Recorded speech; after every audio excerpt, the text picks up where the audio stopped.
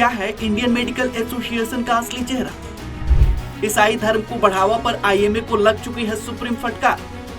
हिंदुओं को ईसाई बनाने की आईएमए की योजना। Asian Paint, Dettol, water purifier, इनके विज्ञापन का समर्थन कितना जायज? अगर आईएमए के दावे भी भ्रामक, तो इस संगठन पर कब कसा जाएगा शिकंजा? नमस्कार, मैं हूं आपके साथ अभिषेक श्रीवास्तव और रितम के खास शो बड़ी बात में आपका बहुत स्वागत है। दर्शकों, आज के इस शो में हम बेनकाब करेंगे आईएमए के असली चेहरे को। हम बताएंगे कि संगठन और ईसाई धर्म का क्या कनेक्शन है। आईएमए यानी इंडियन मेडिकल एसोसिएशन इतना बड़ा डॉक्टरों का संगठन है जिससे देश के बड़े से बड़े नामी गिरामी डॉक्टर जुड़े हैं। अभी हाल फिलहाल में इंडियन मेडिकल एसोसिएशन ने सुप्रीम कोर्ट में बाबा रामदेव के खिलाफ पतंजलि द्वारा आयुर्वेदिक औषधियों के भ्रामक प्रचार का आरोप लगाया है, जिस पर सुप्रीम कोर्ट में सुनवाई जारी है।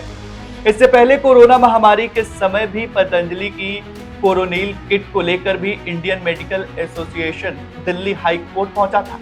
खैर, ये बात हुई आयुर्वेद के साथ आईएमए के दुश्मनी की।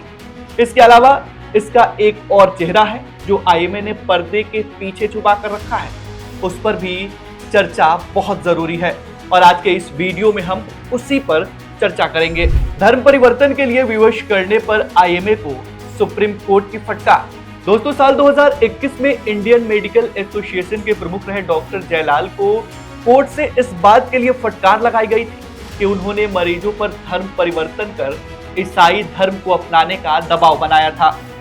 कई नेटिजन्स ने उस दौरान खुलासा किया कि कैसे इंडियन मेडिकल एसोसिएशन के अध्यक्ष डॉक्टर जॉन रोज ऑस्टिन जयलाल ने कोविड-19 महामारी के दौरान मरीजों ईसाई धर्म में परिवर्तित करने का दबाव बनाया। उस दौरान कोर्ट ने कहा कि आईएमए जैसी संस्था का इस्तेमाल किसी धर्म को बढ़ावा देने के बजाय मेडिकल क्षेत्र की उन्नति और इससे जुड़े लोगों की भलाई के लिए किया जाना चाहिए।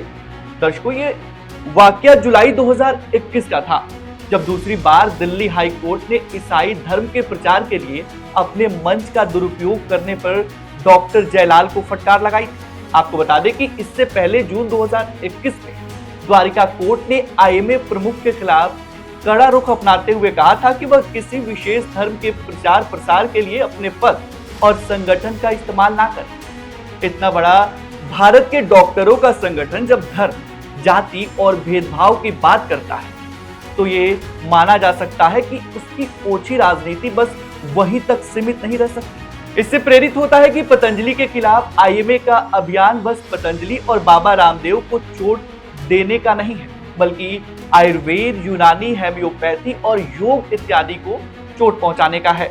और ये चोट न सिर्फ भारत की पौराणिक चिकित्सीय पद्धति पर है, बल्कि ये चोट भारतीय संस्कृति पर है।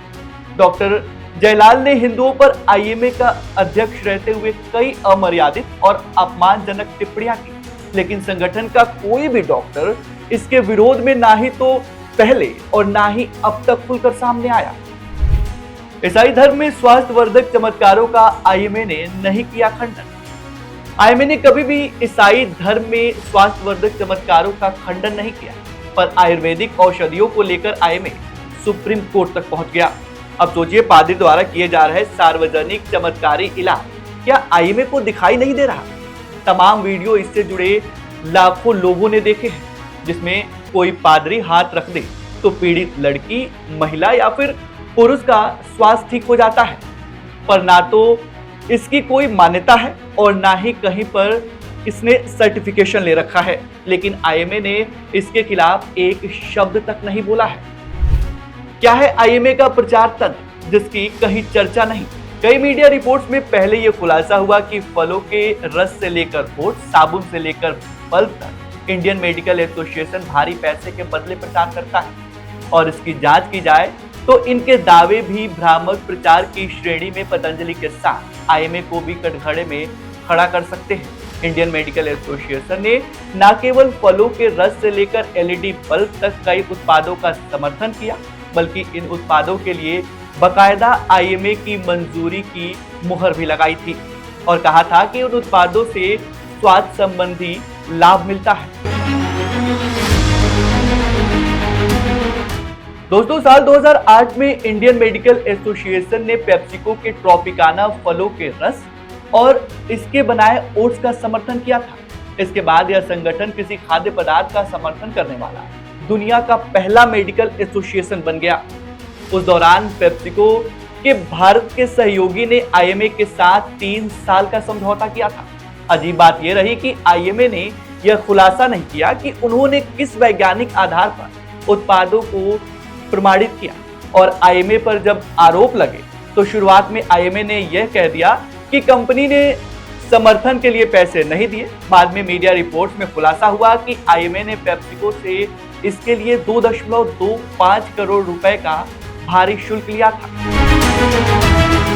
इंडियन मेडिकल एसोसिएशन ने क्रॉम्पटन ग्रीव्स के एक तथाकथित एंटीबैक्टीरियल एलईडी बल्ब को भी प्रमाणित किया था, जो 85% कीटाणुओं को मारने का दावा करता है, और एक इंडोर पेंट जो कि सतह के संपर्क में आने के 2 घंटे के भीतर 99% संक्रमण पैदा करने वाले बैक्टीरिया को मारने का दावा करता है, उसे भी प्रमाणित किया। हालांकि उसके इस समर्थन के पीछे क्या कुछ वैज्ञानिक तर्क थे, इसके बारे में कोई जवाब नहीं आया। वही एंटीसेप्टिक लिक्विड डिटॉल को भी इंडियन मेडिकल एसोसिएशन का समर्थन प्राप्त था।